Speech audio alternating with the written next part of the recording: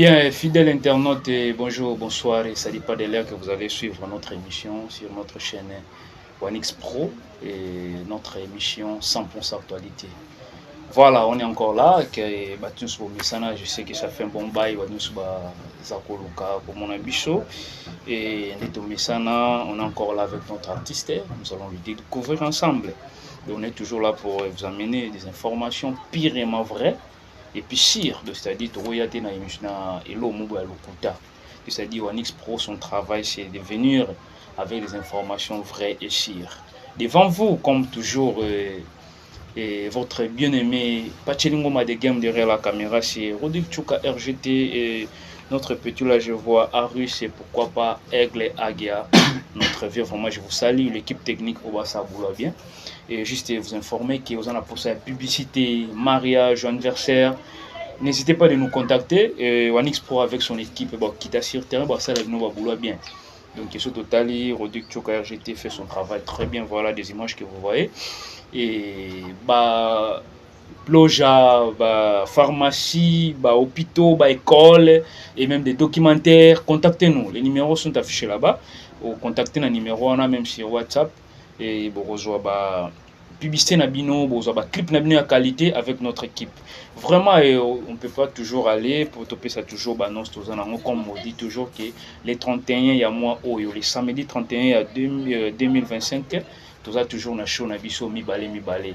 Donc n'hésitez pas toujours de nous contacter pour avoir aussi des précisions entre à 5000 kwanja. Donc venez nombreux pour célébrer notre manifestation show mi balé sur ex Charlie na Hermedi Club. Et là je vois la présence de l'artiste Fabio Dangola et pourquoi pas DJ Biki Rouge plus loin dans là, vraiment je vous salue là. Et pourquoi pas les managers Silas sont là vraiment et les boss sont Gambeli et tous les gens qui sont là vraiment beaucoup tabango et vous pouvez s'habiller les 31. Je sais que les vrais chéris vrai Joe ya mboka oboya to savourer, c'est-à-dire to savourer les 31 to pe sabilengi national biso mi balé. On nous a dit que les amis balé bon point d'interrogation c'est que koya yo moroté ya kana mère ça nous fera aussi du bien. Et là j'en profite encore de saluer AG Tamba depuis Manuel Antonio. AG Tamba pour moi je vous salue mon konjaba AG nakati Angola donc yonde donc agence Poéza d'abord Sir, c'est votre agence.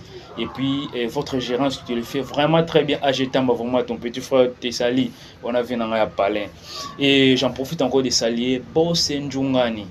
Boss Njungani, c'est-à-dire na Katia Soyo, on a pour sa piste de rechange. Na Katia Soyo, on nous a pour sa piste de rechange. Contactez Boss Njungani. Et na ebike, ceux qui ont commis au outil prassi en Zoya, au Leki, entrada ya parokia rieke kaka na lomba wana so talika boye na gauche au mona mbamo boss Njungani na zawana donc pièce nyonso ya moto toutes sortes marques ya moto soko lukiango ba boss Njungani ozongo sans problème. Vraiment mon boss je vous salue au sa boulot no ya bien vraiment au sala quand même des commandes donc pièces ozo luka ezate soko yebisie et comment dans les temps volés. Vraiment je vous salue mon boss Njungani. Et je vais pas encore s'y passer sans oublier boss Delphin, l'incontournable boss Delphin, dollar, papier, mouchoir. Mon boss, vraiment, je vous salue. Et je ne vais pas vous prendre beaucoup de temps. On est avec notre artiste, mais on a Zonga Moké na Sima. De découvrir l'artiste Nabiso ensemble parce que ça, j'ai Angela Zokoma. Et c'est là vraiment devant nous. Pourquoi pas James Bayenda, je vous salue depuis Kinshasa, et mon ami privé. Voilà, et pourquoi pas Réo Les Raïs, joyeux anniversaire à toi depuis Mwanda, RDC.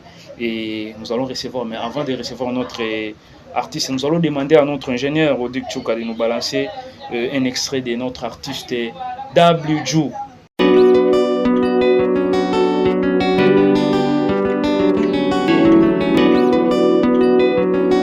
Superstar Balabilaka.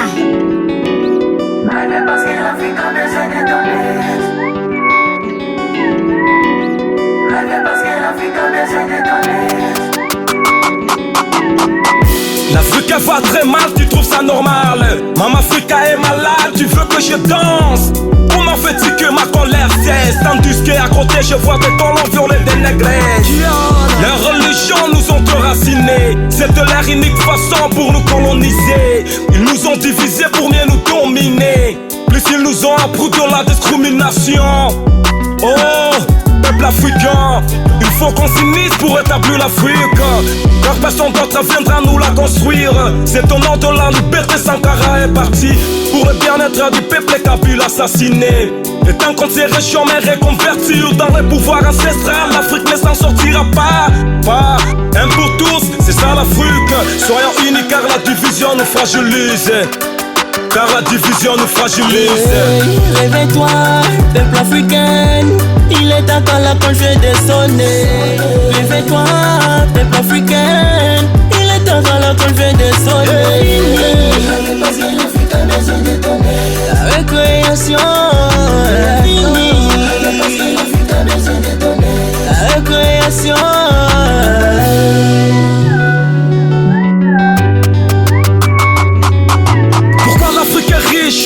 Ce peuple demeure-t-il pauvre?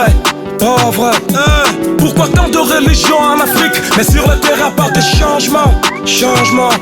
Soi-disant nous avons des cadres, mais en réalité ils ne font rien. L'Afrique est indépendante, mais s'il y a un problème, lui reste à bouche bée. C'est lui qui prend la tête, il faut qu'on mette un terme. De façon qu'on le blanc sont riches dans la rivière de sang de nos frères et sœurs. Reste en froid et n'oublie pas le passé. Ils ne sont que des loups à la peau de l'agneau. Ils nous ont imposé leur système pour nous faire des esclaves sans saber qu'à révolte à sa proximité dans nos dia. Sa proximité dans nos dia. Sa proximité dans nos dia. Réveille-toi, peuple africain. Il est temps quand la cloche de sonner. Réveille-toi, peuple africain. Il est temps quand la cloche de sonner. Parce que l'Afrique a besoin de donner. La récréation. Parce que l'Afrique a besoin de donner. La récréation. Fini la récréation, il est temps de retourner. Il ne faut plus somnoler car la cloche vient de sonner. Avant l'arrivée des blancs, l'Afrique était organisée. Ils ont falsifié l'histoire pour nous traiter de nuls. Prends la prise de responsabilité, parce que l'Afrique nous attend. Réveille-toi, peuple africain. Il est temps quand la cloche de sonner. Réveille-toi, peuple africain. Il est temps quand la cloche de sonner. Parce que l'Afrique a besoin de donner. La récréation. Parce que l'Afrique a besoin de donner. La récréation.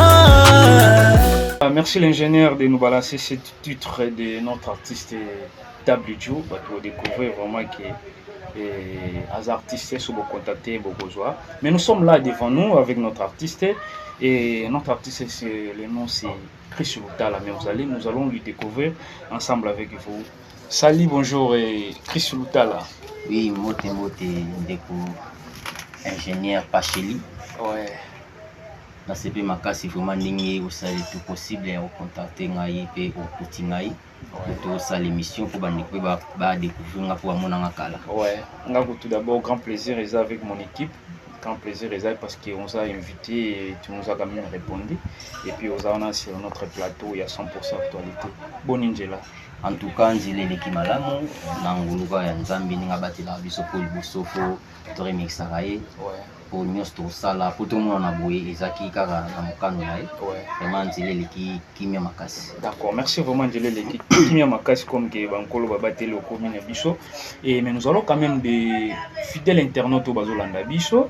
Et moi je vous connais et avec mon équipe, mais les autres ne vous connaissent pas parce que tant on a lobby Chris Lutala, les autres vont dire Chris Lutala c'est qui encore. Si vous allez un peu se présenter devant nos internautes, ça sera un coup de premier. Yomoko, au lobby, moi c'est Chris Lutala, l'artiste boy ça quand même bien. Ouais, bandeko nyonso nayebi ke bayebi nga na kombo ya Master Chris. Wana pena si on a bi Master Chris va comprendre vraiment identité. Donc lelo oyo par rapport ya en étape mobo comme en étape mobo nde tokomi ne lutalambambi nde vraiment isaka étape mais na kati ya masolo ba on découvrir pourquoi Master Chris, pourquoi ne lutalambambi. Ouais, aujourd'hui Master Chris ne lutalambambi, tu t'es Master Chris ne lutalambambi. Qu'est-ce qui a fait cette différence? Divergence on écoute ne lutalambambi Chris, c'est-à-dire pourquoi? Bon, différence wana ezaka na Master Chris nazaki obeta musique ya genre moko boye. Ah OK. Maintenant na ina le lutalambambi na komi obeta musique éducatif. Ok. Vraiment, ils ont la face à changer. Il faut changer na identité et ça la bien. Donc là, vous jouez peut-être na triche, vous jouez typique, na talamba, mais comment bêta musique religieuse ou comment? Non. Na bande ko sala musique. Mais musique o na bande ko beta na Master Chris, c'est ça la musique à jeunesse, tout ça va bilo mo boye, ko tia boye foko, voilà, oyebika finga boye, loba boye pour mokili ezwa emuna. Mais le kola te ko comprendre non, musique est un message. Comme si on copie sa message pour éduquer batu et pour édifier ba ma beauté belé et pour ça la paix moi le mobo et pour na mboka na biso ba ma réalité tozomona ni na préféré que changer vraiment identité na koma penza ni lutalambambi. OK. Et c'est quoi aujourd'hui ndenge ozobe ta musique wana éducatif ndenge lobby éducatif, c'est-à-dire dans quel style? Bon, nazobeta pina style nyoso na mélanger ba style parce que nazobeta R&B, nazobeta reggae, nazobeta rumba, donc vraiment na amené musicien, na chanteur. C'est-à-dire tu es un musicien mixte. Oui, na chanteur. Musique universelle. Musique universelle en tant que chanteur. Ouais, dans tant que chanteur. Mais musique, parce qu'aujourd'hui nous avons des facettes. Facettes, nous avons soit ta musique typique, soit ta musique religieuse. Si vous avez une facette, malgré que vous avez universelle ou bien vous avez ta musique universelle. Oui, naza universelle parce que naza na groupe mon côté à lisanga mon côté vraiment naza libanda mais nazobeta musique moko eza un peu religion religieux pour na religion oyabiso religion pina yabiso en tant que noir. Ah ok, place na linaki ozalande yango wana tu nous as quand même soutiré quelque chose parce que tant toujours la musique religieuse, musique typique mais vous avez quand même une comprenant qui peine que tu viens de nous découvrir que vous avez plus na musique purement africaine. Oui. C'est ça non? C'est ça. Et je crois depuis au bani la musique quand tu t'écris nandengo komi ce parcours, qu'est-ce qui a fait que au changé? Donc vous allez qui directement tu as changé parce qu'aujourd'hui les gens au place youti ils sont connus na combo ya Chris et directement les lots ne lutalamba. Qu'est-ce qui a fait cette chose? Vous avez inspiration, bien vous avez dit dans le monde et après on s'est convertir. Ouais, nazala ki penza na ibaki message yote. Ouais. Na ibe message te. Tant na ko yamba message oyo. Ouais. Eza na mutate ya kinga yango. Ouais. En tant qu'artiste na tali no message oyo to kotika mote ezalaka boye mutaya lobelio na ba église en tant qu'artiste na joie qui décision ya kozwa message yango ko bimisa na nzimbo parce que chant eza mutu nyonso mokili mobimbe yo kaka. Ouais. Bisa pena to te ya ne monde. Ouais. Alors le quoi on a ces message wana na yo comprendre non il faut que vous en ba valeur africain. Il faut que respecter ba valeur wana. Ouais. Ezo banda na elateli elieli ezaleli pe ba kombo nyonso. Ouais. Et on a décidé que non Chris na bi signification na ngote. Ouais. Les vrais noms oyo ba parents ba pesengeza lutalambambi. Ouais. Et na préféré que zongi ça vraiment combat lutalambambi on a kuna za la contact na ancêtre na contact penzana Afrique mon bamili mon nyonso Afrique et ndimela ngai dans le sens wana. Je connais pas bandi ko sala loko wana quand même bandimela. Ouais vraiment vie ezotambola. Ça fait déjà combien de temps vous avez bando ta musique? Donc banda na bandi musique parcours en musique oyo ça fait déjà plus moins 7 ans. Oui, au bandela on Angola to bandela qui on banda. Non, na banda on na RDC. RDC. Oui, Angola. Là c'était donc 7 ans déjà déposé na ma Katiani. Et quand tu es venu ici, ouais qui peut okuta ba artiste. Quelle était ta communication ou relation aux agents artistes okuta? Bon, tant na ki Angola sika na yaki na idée na ko sand album. OK. Na ko album so album nange sili na zonga na pays ndenge ezalaka. Ouais. Tant na komi na bandi studio. Bon, nzamba aka malamu na yokutana pe na ba artiste. Ouais. Ba oyo dia ba sala rapé message ngo na mboka oyo. OK. Tel qu'artiste nini? Ouais, na yokuta mutaliboso onga na kuta na studio. Bon, eza ndeko na ngai nani Makiobo ni Makiobo. Ouais, ni Makiobo je vous salue, ouais. Ndeko na ngai Makiobo ni na kuta na studio. Tanto sola na tuni aba kaka ndo kutaki non mukolo liboso onga na participer dans studio na so espace nanga na kutaki na kati alingaka bima na bino yo aux artistes ezala wana comme ça yo ndo yebi makambo ngo ya awa ningi sala wana isala bien pour na idée pour musique eza idée. Mais tu as compris quand même que Azape maestro? Non, dans le sens il y a bon à travers bien. Tu as compris qu'il y a même Kaza Maestro. À travers bien. Sikoyo, tant et comme wana, deuxième jour à studio, ne okutana LV Nelongo, Nendenga. Ok, Nendenga. Ouais, na Nendenga. Okutana moi si bazaki déjà na album. Il faut passer la présentation album na bango. Ouais. Après une invitation et na Yorobé ta première show en 2019. Ok. Oui, après une année déjà pour na longaka Mwanda na yaki na 2018. Après une année, ndé na Yorobé ta show na déplacé angolais découvert qui ngai. Ok. Ti na s'implanter pe na sali maram na s'imposer. Bon, s'imposer quand tu dis tu sais s'imposer parce que tu as déjà ba Nelongo baza et banemaki obo bazali yo oye et au s'imposer c'est-à-dire au écarter bango na lima ou bien baza na bango mais quand même au lika bango na avance. Non tant abina s'imposer qui c'est na sala ki ba effort place niveau na okuta bango c'est que faut na multiplier be fort na zaliko parce que musique eza bongo to yo kaka o eza grand il faut ça l'effort au koma plus que grand. Comme ça yo pe baleki balanda yo bango pe baleki ba ça l'effort baleka yo musique eza bongo donc na s'imposa ki tu ne okoma musicien ya Inyo ya Bangunza. Pour misa ba Inyo ya Bangunza nazo beta tu kino lelo. Mais quand même bobiti ba concert. Oui, to beti trop, to beti bena trop. Est-ce que je peux dire pour oyaki na idée au sala album est-ce que ça là qui on? Ouais, album bien que écoutani na ba makambo ebele. Ouais. Quand on bandi album na ingénieur de mon travail na bon et au moment ba problème na producteur oyebi kaka ba musique. Isa business bien que toujours pesa message mais isa place tous les là la squang et bimi là. To yo kana ki pina bien tina producteur et a décidé qui to stopper dans nos projets comme ça. Là c'était dans quelle année depuis pour arrêter projet? Bon to arrêter qui projet plus ou moins en 2000 après quarantaine quoi. Bon pour 2019 to bandi quarantaine et 4 ans leader. Ouais, 4 ans déjà. 4 ans déjà. Parce que pour fan par rapport à tous ces temps, tu fais comment pour quand même satisfaire l'album? Il y a aussi des gens qui paient moyen, peut-être dans le cadre de soutien des Aragama et tout ça, besoin de déception ou bien comment? Non, besoin de déception parce que l'album ils ont préparé même 10 ans. Mais dans 4 ans on a besoin de single. Il y a quand même des chansons au bêta, ils ont vidéo ou bien ils ont audiovisuel, ils ont vidéo. Est-ce que c'est aussi l'ingénieur au Digarouchi là-dessus? Ouais, on a découvert. Ils ont single ou bien non, à Rocha Babiloko ils ont déjà un single encore. Album ils ont la préparation. Ouais. Toujours préparer penza, il faut pina ba contrat ils la légal voilà, vous avez un peu trop parlé, nous n'avons pas assez de problèmes, notre travail c'est de se faire découvrir des artistes et nous allons quand même rentrer là-bas sur notre ingénieur de Tchoka de nous balancer quelque chose de notre artiste Nelou Talambal.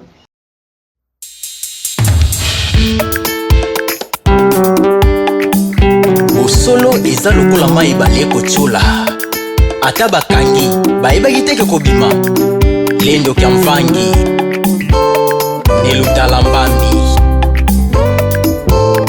Sakola Baindo Babika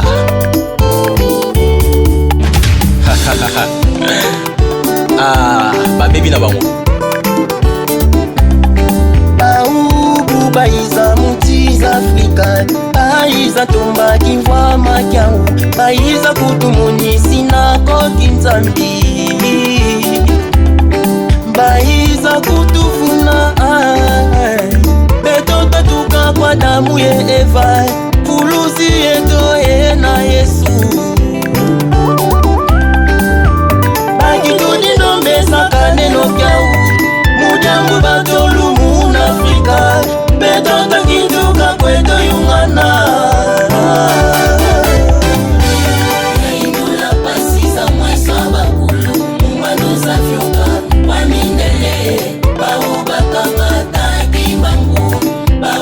Fonda mama nzinga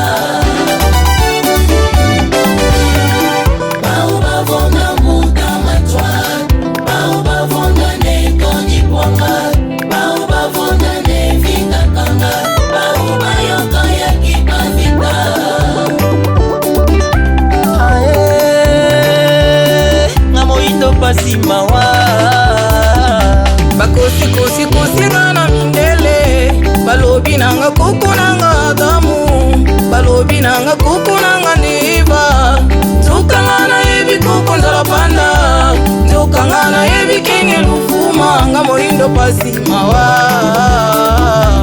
pasi mawa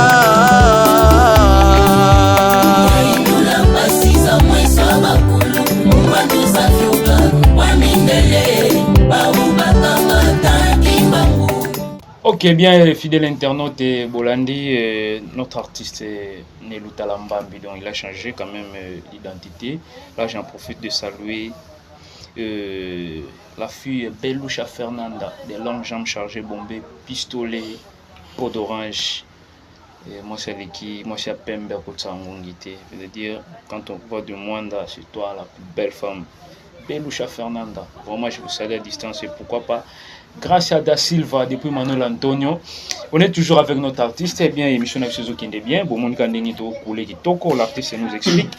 Mais, Nelou Talambambi, j'aimerais un peu de nous parler, moi, Mouké Olobela Bicho. Quand même, au Kobi Maté, la musique est bien au Betty Boué. Tu as quand même réalisé aussi des clips. Il faut que vous ayez quand même une idole. Tu as quand même la place où vous bandez là. Parce que sur le budget qui est 7 ans, sur le talib, les moments où vous êtes solo, c'est-à-dire que vous êtes belé. Alors, avant au commande de Talambam, quand tu t'écris, parlez de nous d'abord. À l'aide de Couteau Lobelano, tu nous parles un peu de ta carrière. Place et bandé, source noyau, il y a carrière noyau, tu comment l'élo. Bon, ma carrière il bandit vraiment dans Space Star, les noyaux dit quand on le bin noyau. Ok. Ouais, Space Star, les noyaux dit on a penza ndaku nangai. Ouais.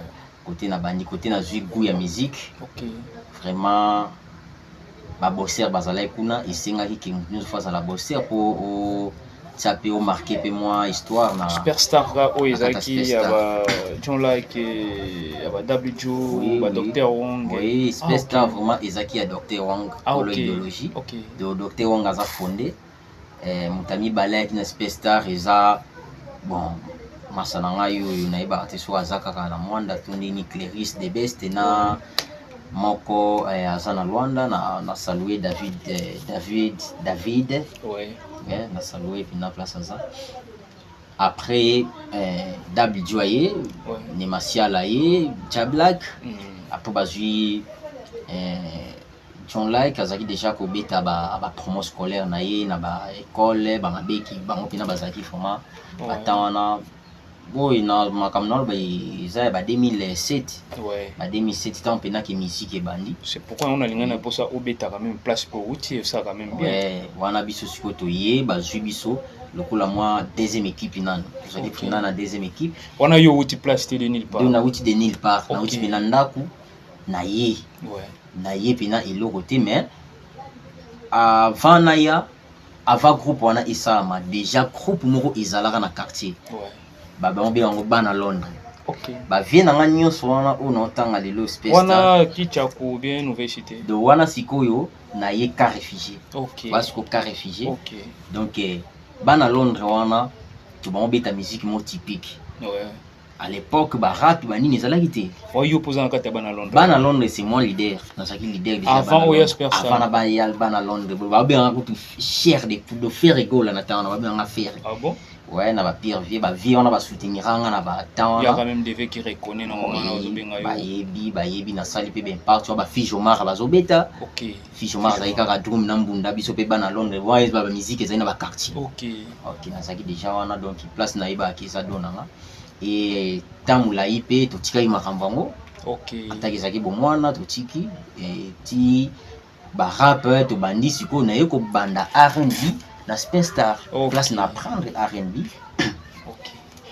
Tu évolues Space Star pendingi za la kama wa problème webi ka ndingi za la makama musique et pour panzana nga vraiment idole nanga Isaki John Like HBO baveta baveta je vous salue vraiment ouais bana boya ngoti na baka ata ba changer mon l'histoire au changer ngoti ouais donc vraiment yenda pesenga goût na comme grand si on parle de bien mentor na yo na musique c'est donc c'est HB Nan. OK c'est HB Nan ya liboso parce qu'il y a ça la fondation ouais. et lelo na kuma na ngai kolanda pe yebika musique nini ça mais vraiment ça qui dans HB mais ça qui ça HB na vie na net no yembati. Je crois à cette époque là quand vous évoluiez avec Superstar comme vous venez de dire et c'est quand même un groupe pesa qui frappé quand même dans le monde à cette époque. Ah oui tel que ba groupe pesa qui belé ba new look new look ezalaki et tout ça une groupe où il y a la saga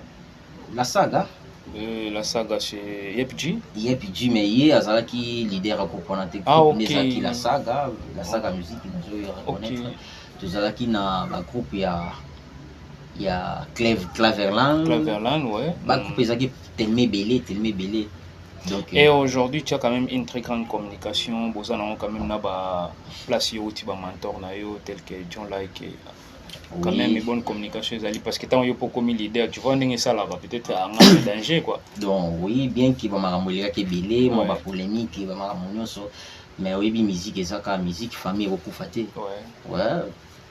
tout ça en bonne communication bien que tout sur la raté to bien na bo mais na yebi ke place ça yebi ke tout ça na problème monté. Vraiment, c'est un grand plaisir pour nous et notre artiste vient de nous parler son parcours. Quand même, les gens ont compris. À partir des mois, vous avez compris. Mais si quand même il y a une référence qui peut te faire aujourd'hui, les gens te voient, puis te regardent chez eux. Tel que je vois la présence des Platini Massacre, les King. Et pourquoi pas Yepji la saga. Vraiment, je vous salue, tous mes petits que j'aime beaucoup des artistes. Ils sont yoki, mon appui quand même. Mais quand on sait les lots, parce que quand tu parles des superstars, moi je vois, à cette époque, ça est quand même l'ampleur. Yo, aux alagino kaka, kol malanda. Tu étais vraiment dans l'effectif. Bon, superstar, tu sais qu'il y a un effectif. Bon, malheureusement. Premier album Basalaki vraiment toujours qui tient pour participer na l'époque parce que studio ça l'a raté tous alaka na katandaku bozui ba radio Simba Renier wana radio Simba botie cassette bobeni clavieriste azobeta po biso déjà na époque wana tous aida na visuel oyema tous aida na visuel champ ba tout muso mona kaka cassette tout mais biso pena tozaki faut bien clavieriste ya première azawana bozo sala enregistrement nazoyi bato bango sala nzimbo moko boye nasera force là na kanisi lisolo vraiment eza eleka mais voilà eza ba réalité vraiment tozo sala nzimbo wana naiba l'amour l'unité la paix et non la haine yo di ba nzimbo bon kaka c'est ça pesta siko ngai nazaki na boro moko boye batanga na ba komela biso naki na boro moko boye. Je mettrai mon cœur pour attraper d'argent, mon numéro d'appel aux abonnés d'absence. Eh bah, bilo moi bongo. Si koyo, na console 3 fois. Ok. Écoute, na enregistrement. To baby si cassette. Ok. To bandeli. Na go place mo boy, na beti bomba maloba. Cassette baby. Babini singa libanda. Ceux qui zaï les losino zali li koso. Danger. Oyebi. Babimi sanga libanda. Bon, ouais. Na tiga libanda. Sikoyo ngai pe ta onaza libanda ba ya bazo enregistrer na bino ba ko suka bongo te. Nga pe na ko luka mabanga, soko mi côté moko boye na boaki libanga na batole. Ba cassette baby. Pourquoi on dérange? Na déranger pour tala ka nga na zati. Premier album siko fo eleka pena na chaîne. Tie sala bongo esili na poko tozoyoka musique ne to sali nazaka wana na participer te musique pe leki tout ti et au comme à l'époque moko boye tout studio moko eko bima ya EVP. OK, EVP aye ngai déjà ba préparer nga fona ki ndekotanga na kine na kei bango batika ko sala mo album moko ne ko zonga na 2010. OK. Ne ko ta préparation à tisser to travail tisser. Tema déjà na yaki na retard ba beti tissé alors to yeko beta remix ya tissé nde na participer na oza quand même na vocal kuna oui soki c'est to koyoka on soko bosa na te malgré ça Nicole bon bolim sanga neza musique mo ya non, tu parles, vous savez, je vais un peu expliquer. Vous parlez de vous, tu vois. Et Ozobeta Lisolo na aujourd'hui les gens te voient na Kingunja, aujourd'hui Ozobeta musique. Mais quand même, aux a parcours côté Outeli. Et aujourd'hui, les gens ont compris que, quand même, tu étais converti. C'est-à-dire, aux a qui n'a eu la musique, aux a comme tu as dit au début, ils ont une musique qui m'ont reboué, aujourd'hui, ils ont ta musique éducative. Voilà. Et ça parcours, tu vois. Et ça parcours, tu es un artiste, et les autres, aux Olobela Kiyo. Et nous aussi, ensemble avec nos téléspectateurs, et nous allons découvrir, tu vois, nous allons découvrir que Chris Lutala qui était et Chris aujourd'hui c'est ne Lutala Mbambi, tu vois, donc c'est ça. Motolobi pété Oyembango. Outi Mwanda, tu as fait ton parcours, tu te retrouves à Soyo, c'est déjà 7 ans de ton carrière. Tu es ici, aux autres préparé album, au Betiba single, et aujourd'hui nous sommes en 2025. Quel est les projets aux autres Kanisa Kosala, parce que toi qui est déjà la fin? Ouais, projet 2025 exactement. Il faut livrer concert mon live. Ouais. Nakati Mboko ya Soyo concert mon live. Ouais. Déjà producteur Azali, la concert wana ba manager Bazali, bazo sala boulot na bango. Ce que si contrat est signé bien, tu fixer date pour la prochaine émission. Tu as opé sa bango date parce que ils a une préparation moi makasi donc tala to beta sali moko boy ba pesi biso il y a plus ou moins 400 quelques places. Personnes, donc 400 quelques places donc il faut pina tout ça la promotion makasi pour il y a une photo tout ndisa date limitée date limitée na prochaine émission les barozwa date définitivement ils ont moi misiko oyena Soyo oyiko kutape bato aujourd'hui vitesse wana ya musique yo kutaki na oyo memi quelle est la différence au sentir siko biso to ina ba innovation ba innovation en sens nini ngana ekuta musique bato nyonso bazolanda lokolo ya ba première ngunza o babita musique c'est-à-dire babita musique moko boye vraiment ezalaki penza na ba performance te peso ezate alors ezalaki soki ozoyemba na Kikongo te c'est que ozoyemba musique ya bangunza te mais okuta bango nyonso fo bayemba na Kikongo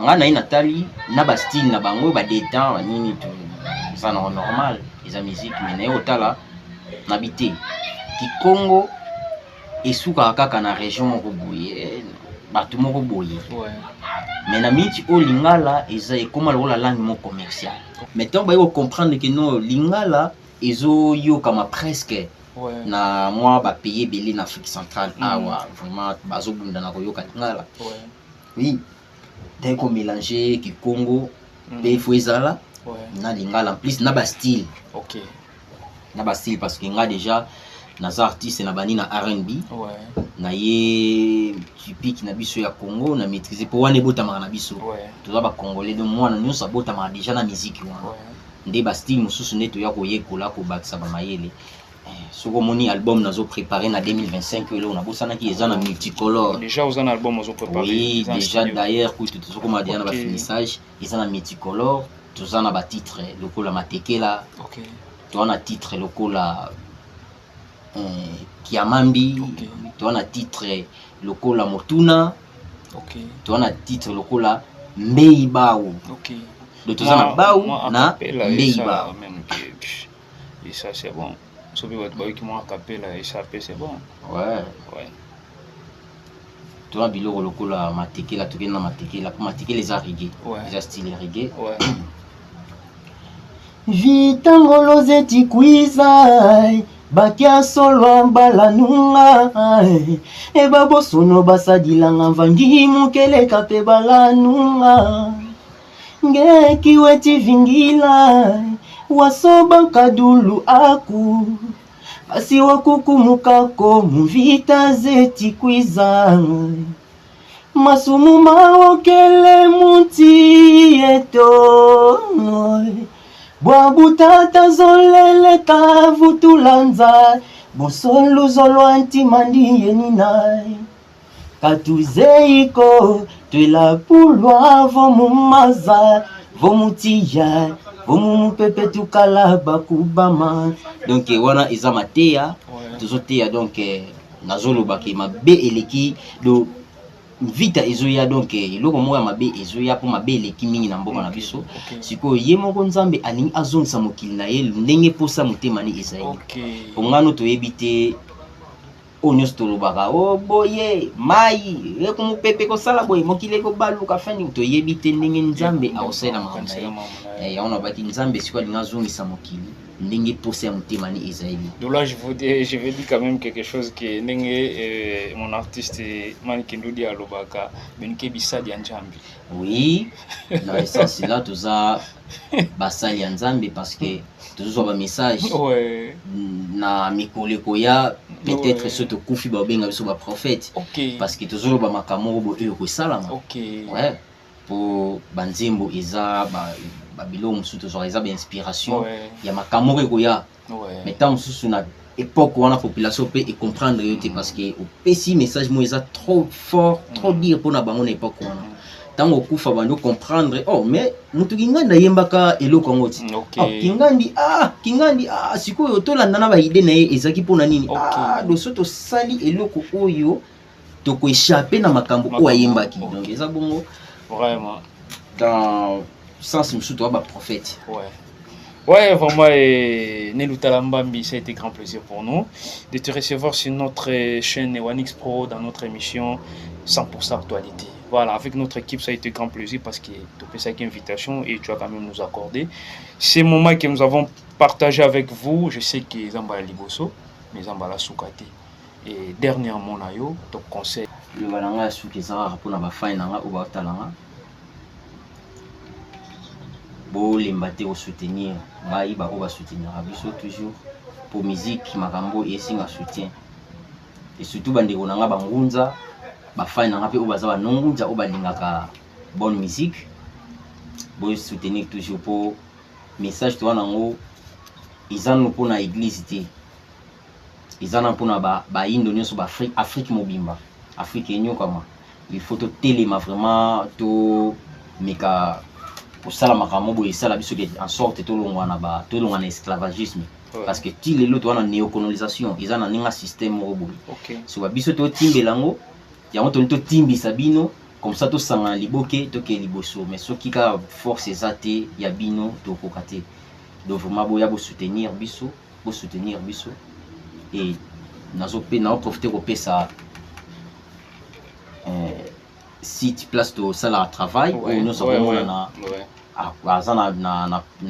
aza disponible koya a assister na travail na biso donc to sala travail na sima ya Jibomba ya Michael et pas ya ndeko na biso ya mwasa pesa biso espace comme on a eu Alice wana pena la patrona Alice a pesa biso espace to travail kana donc mutu nyonso o alinga ya assister na répétition aya tozapi na posa ya batu bazala wana soutien ezaka te mpona mbongo conseil stratégie makambo nyonso surtout prière d'ailleurs prière eleki nyonso nga vome otianga na prière kokabilanga mbongo voilà boya pina ebele tozala ensemble na profite kopesa bambote na bandeko na nga nyonso oyo bazo soutenir biso na makambo oyo eke liboso po musala oyo isingaka fo batu bazala on ezanga te na profiter ko saluer papa Edo wana za chef donc aza toadisi loko la pasteur ne babingaka na lisanga ya kopelsa na profiter ko pesa papa Sami moto asimbaka biso awa na soyo ba artiste vraiment papa mo muté malamu abundela biso makasi makambo belé papa Sami voir TKB na pesi mbote makasi na pesi pa manjoeto papa na ngai otika ka boy appelité na pesi mbote voir DKB pa Sami pa manjoeto na pesi mbote makasi na pesi mbote na mama Ginette Mbumba voir TBK en tout cas maman Boboto vraiment zo sala musala pe ya batata na bokebi na mayele en tout cas nzamba baksela yo ezo sanga na pesi mbote na pie mama na ngai mama Kiyam na oyela yo kuna na okota pinza mbote belé na pesi mbote na groupe nyonso ne to travaillaka opilendo kemvangi batu nyonso travailla na bango muta trésor claveris na nga na pesi mbote napesi mbote na mbuta Pichen soliste na ngai mbote makasi napesi mbote na chantre na ngai Priska mbote na yo Maria Konde Gilles Ngoma président mbote na yo napesi mbote na mbuta Freddy bassiste pe bato nyonso tout oyo basoutenira biso bazala na biso bambote makasi vraiment et na bosante bandeko na ngai pe po l'un des musala oyo toza pe na misala musu tosala ka tokutana na bato na pesi mbote na bandeko nyonso tosala na bango ne toza ya mbote na yo na pesi mbote na mandefu na pesi mbote na pe na ngaseda mbote na ofe na kimbangu mbote ya mwana chef d'Adam mbote na yo mbote belé na nono 125 mbote na yo Dani Kule na pesi yo mbote na pesi mbote mingi na ballon na ozala na lelo mbote na yo pina makasi donc bino nyonso ba ona tangi na ba ona tangi te vraiment ba mbote makasi na famille na ngai mwasi bana na pesi ba mbote. Ouais, grand merci vraiment et Nelutala Mbambi. Ça a été un grand plaisir de te recevoir sur notre plateau de Wanix Pro, sur notre émission 100% actualité. Là, devant vous, c'était Pacheningo Madegam, derrière la caméra, ça a été Rodik Tchouka RGT. Et je ne peux pas passer sans pourtant quand même saluer aussi des gens. Là, j'en profite de saluer mon vieux Aigle, et pourquoi pas notre petit, qui est toujours derrière la caméra Aris. Et nous avons aussi nos pires que nous avons comme des proches. Et j'en profite de saluer Agua, pourquoi pas Loulou et Miguel Tungu, depuis que je vous salue, pourquoi pas Ambroise. Et tous nos amis, je sais que nous avons beaucoup d'émissions, Maman Bang et Rosangate. Ne regrettez pas, ça a été un grand plaisir pour nous. On se retrouve juste à la prochaine.